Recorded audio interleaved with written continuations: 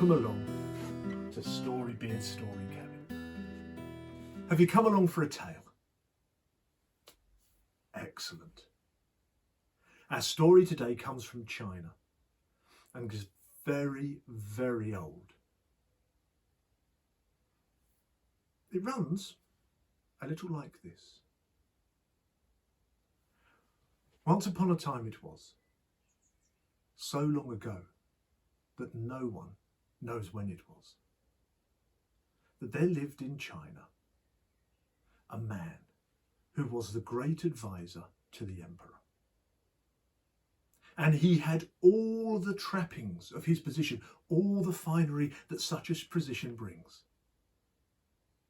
He had fine multicoloured robes. He had the 14th finest house in the capital city. He had a coach drawn by 4 magnificent horses, and he had a tall black hat with 3 ruby red buttons on them. Count it. 1, 2, 3 ruby red buttons. And as he made his way around the capital city or wider afield, everywhere he went, anybody that saw him would stop him and ask him advice. For he was considered to be the wisest advisor, the chief advisor to the Emperor of China, and therefore a very wise person indeed. They would say to him things like, Chief advisor, I am about to start a new venture, sending silks overseas. Is this a good time to do such a thing? Oh, chief advisor, I'm about to start planting my rice crop. Should I start now or should I wait till the next moon? Oh, chief advisor, my son is joining the army. Do you see times of peace ahead or will he be in danger? And the chief advisor would answer all of these questions in the same way, with a deep and thoughtful look, and he would stroke his beard and he would say, there are storms due in the east. Do not trade on the seas for the next 2 months, or the next full moon is the best time to plant rice, or I foresee times of peace and plenty across the empire. Your son should be fine in the army. He even knew the answer to the question, how many beans make 5? A bean, half a bean and a half, and a bean.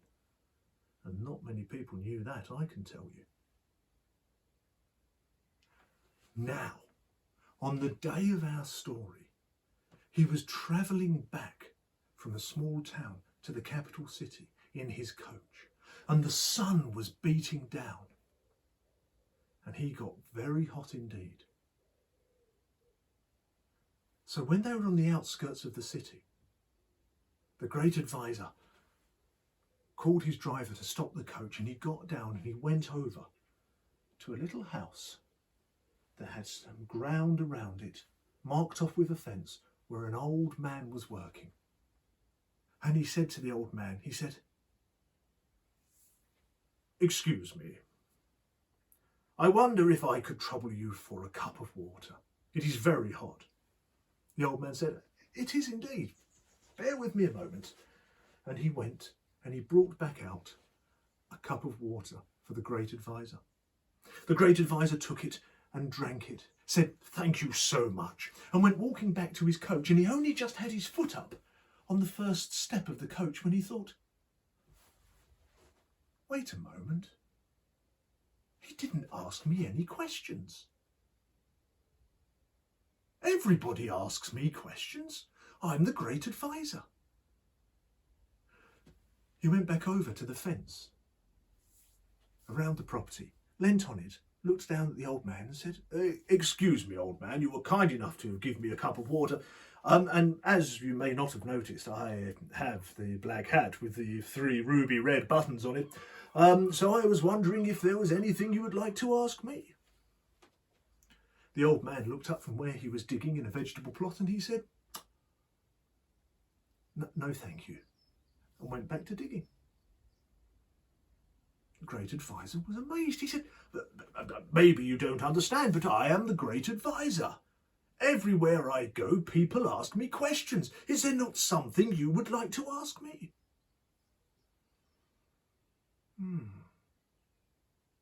Well, said the old man. "The piece of ground I have here allows me to grow enough food for me, and I have a tree to sit under when the sun is too hot. So when I am hungry, I can eat. When I am thirsty, I can drink. And when I need shelter, I have a lovely tree to sit under. What more do I need than that?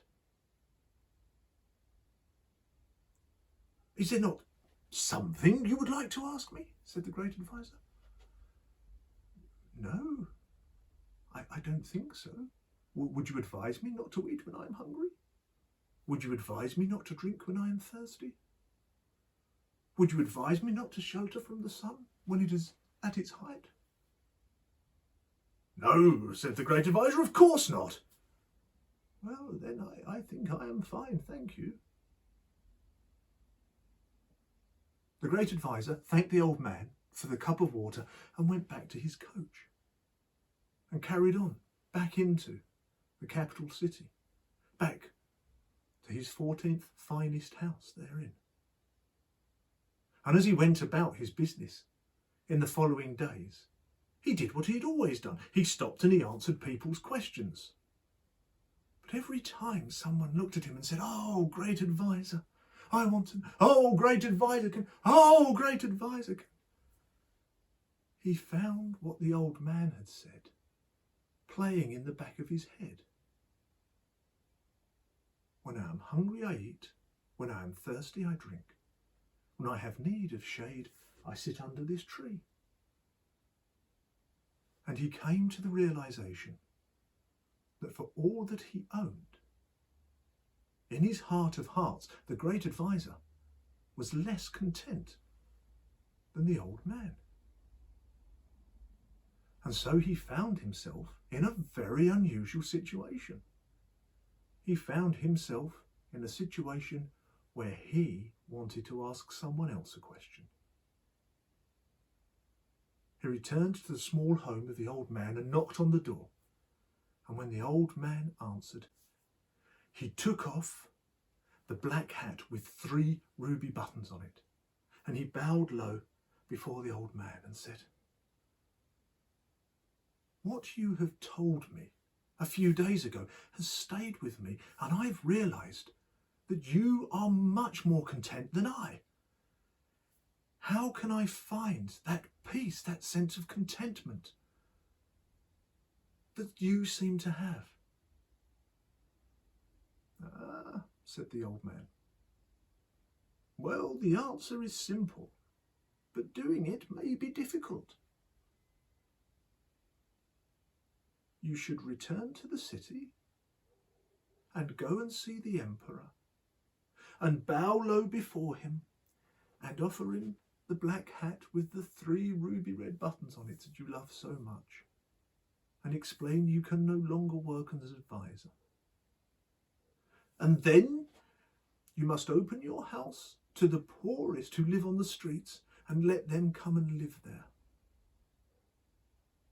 And then you must sell your coach and your horses and take the money and give it to the beggars in the city. Divest yourself of all of the trappings of your job, and you will find contentment."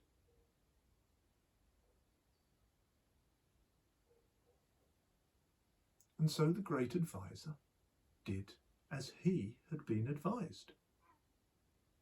He went and bowed before the emperor and offered the black hat with the 3 ruby buttons. The emperor took it with a sad shake of his head, because he knew he was losing a great advisor. He then went and sold his coach and his horses and gave the money to the poorest beggars and invited them to come and live in the house that had been his. And then he set off. He left the capital city and went walking, waiting for that sense of peace and contentment to settle in his heart. He walked for half the day under a blazing hot sun. And when the sun was at its highest, he paused beneath a tree and sat on a bank. He mopped his brow and thought, I don't know. The contentment is still not there. As he sat, all these flies started buzzing around him. He looked down and thought, well, this is what is attracting the flies. I still have my robes, my brightly coloured robes of office. He took them off and took a small knife from his pocket and started to cut them up into small pieces. And each piece he cut, he threw into the air, expecting it to flutter to the ground. But the first piece he cut and threw away, it didn't flutter down. It stayed in the air and began to move. And so did the second and the third. All the colours from his robe in the material were flapping about around him. And by the time he had finished cutting, he was surrounded by more than 200 of these creatures. For each piece of material had landed on the back of a fly and had become its wings.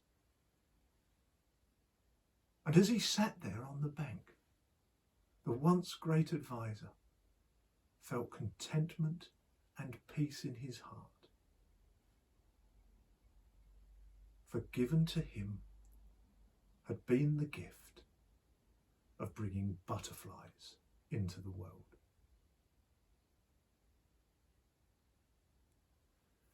And that, my friends, is a story about need and want and contentment. I hope you have enjoyed it. Don't forget to subscribe to the YouTube channel if you'd like to know when more stories are being uploaded, and I hope to see you back here in the Story Cabin very soon for another tale. Until then, take care.